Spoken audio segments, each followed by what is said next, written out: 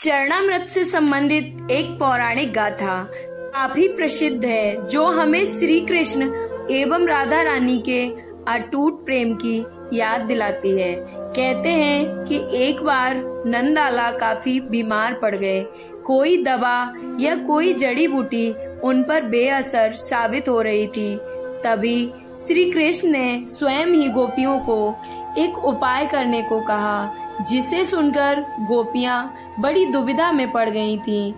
असल में श्री कृष्ण ने गोपियों से उन्हें चरणामृत पिलाने के लिए कहा।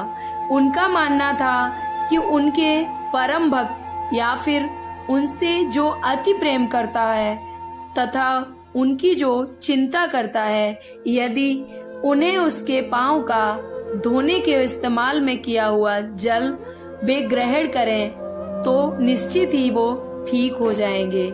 लेकिन दूसरी ओर गोपियां और भी चिंता में पड़ गई थीं। श्री कृष्ण उन सभी गोपियों के लिए बेहद महत्वपूर्ण थे। वे सभी उनकी परम भक्त थीं, लेकिन उन्हें इस उपाय के निष्फल होने की चिंता सता रही थी। उनके मन में बार बार यह आ रहा था कि यदि उनमें से कोई एक गोपी ने अपने पांव के इस्तेमाल से चरणामृत बना लिया और श्री कृष्ण जी को पीने के लिए दे भी दिया, तो वह परम भक्त का कार्य तो कर देगी, परंतु किन्हीं कारणों से कान्हा ठीक न हुए तो उसे नरक भोगना पड़ेगा। और कोई भी गोपी नरक भोगने के लिए तैयार नहीं थी। अब सभी गोपियां व्याकुल होकर श्री कृष्ण की ओर ताक रही थीं और किसी अन्य उपाय के बारे में सोच ही रही थीं कि वहां कृष्ण की प्रिय राधा आ गई।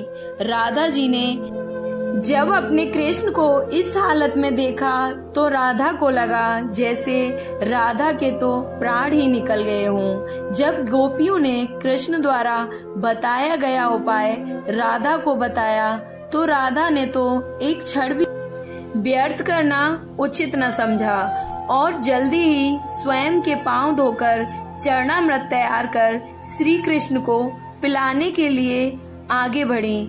राधा जानती थी कि वे क्या कर रही हैं और जो बात अन्य गोपियों के लिए भय का कारण थी, वही भय वही डर राधा के मन में भी था। लेकिन कृष्ण को वापस स्वस्थ करने के लिए वह नरक में जाने को भी तैयार थी।